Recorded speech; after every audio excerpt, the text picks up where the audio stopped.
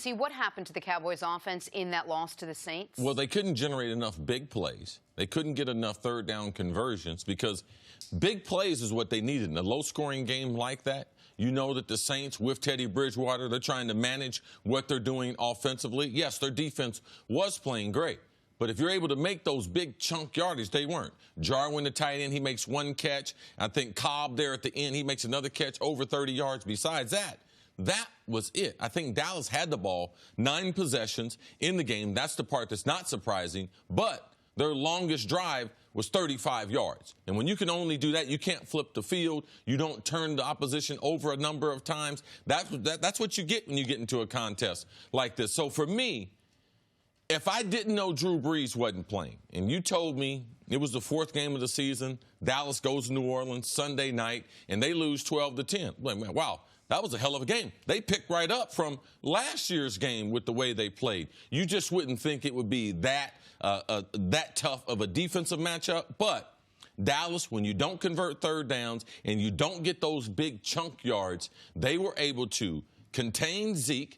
All right? And the passing game, they tried to keep everything in front of them. You got to give credit to the Saints, especially their defensive coordinator, Dennis Allen Jr. He did a tremendous job to a defense that's been criticized for years and years and years. And we didn't know, Drew Brees being out 6 weeks, man. Can they go 500?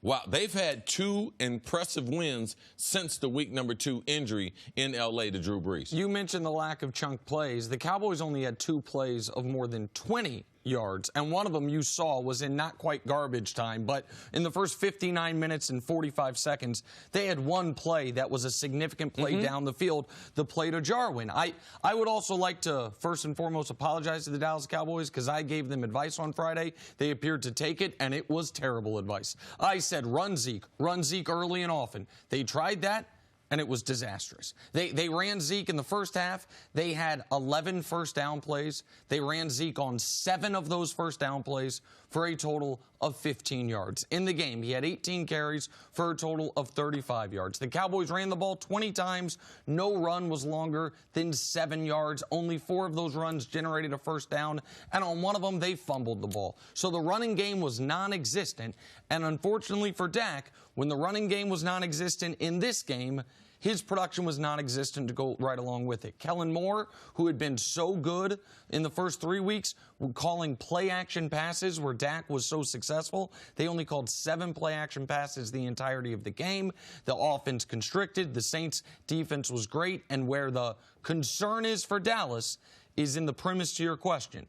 They, for the first time all year, played a legitimate defense, and the offense evaporated. You don't want to overreact to it, but you also didn't want to overreact to how good the offense looked against the Giants, Washington, and Miami, 3 teams whose everyone's offense has looked good against. You play a Saints team that doesn't have a great defense, but has a better defense than those teams, and they absolutely shut you down. And we should just take a second to give credit to Teddy Bridgewater, who has stepped in to a very large stage and has managed to, I don't know if you call it excel or game manager, whatever he had to do to allow the Saints to stay in that game. But let's go back to the Cowboys. Is this a larger issue for this team, or was this just one game? Yeah, I'm going to try not to overreact. I'm going to try to look at it as one game, but there are things to watch going forward.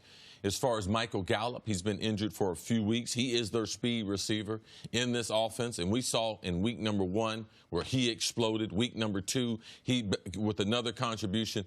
Is this offense different when he's out of it? Because last night, no explosive plays, not as much speed in the lineup. I think their defense will continue with the trend that it's on. So for me, first month of the season, you got 4 games. You got 2 in your division. You definitely should win. And we know the bye week against Miami. Being at 3-1, the Dallas Cowboys, there weren't a lot of people who were thinking about Dallas as a Super Bowl contender. You can't leave the first month of the season and still not think that the Dallas Cowboys losing in New Orleans on a Sunday night, that is not there were some bad losses yesterday.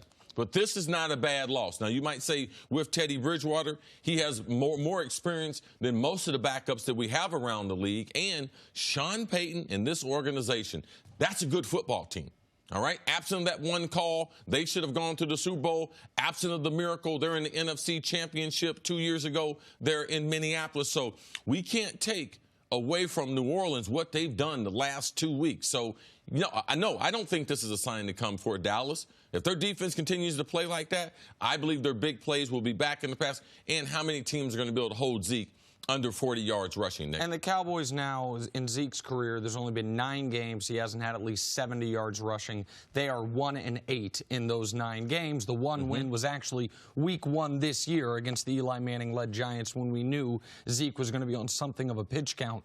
The major concern for Dallas, though, to me, happened at the very end of the game, and it's something to watch, especially with Green Bay and those pass rushers coming next week, which is, if people didn't stay up late to watch, New Orleans nursing a 2-point lead. They're in field goal range. Teddy Bridgewater takes a brutal sack to take him out of field goal range. So all of a sudden, Dallas is going to get the ball back, not needing to drive the length of the field, just needing to get in field goal range. On the very first play of that drive, Dak takes a sack. On the sack, Tyron Smith gets rolled up on. It was reported this morning. They think that's a high ankle sprain. We have seen this offense in years past grind to a halt if Tyron Smith is not out there or if he's at less than 100%. If it is a high ankle sprain, he's going to be compromised at best next week. That could be more impactful than just the loss. And yeah, you don't want to overreact to it, but 2 teams in the NFC felt great after 3 weeks, Green Bay and Dallas. Both those teams, you don't want to overreact to their week 4 losses. Right. One of them is going to take a week 5 loss, and then all of a sudden 3-1 is going to turn in, or 3-0 is going to turn into 3-2, and then there will be a little bit of panic setting in either in Green Bay or in Dallas. And that's because Dallas hosts the Green Bay Packers come Sunday, so yes, someone's going to have to give. Thanks for watching. Subscribe here to get the latest from the show. Also, be sure to check out more of the best clips from First Things First, or go watch a few segments from our other shows on FS1.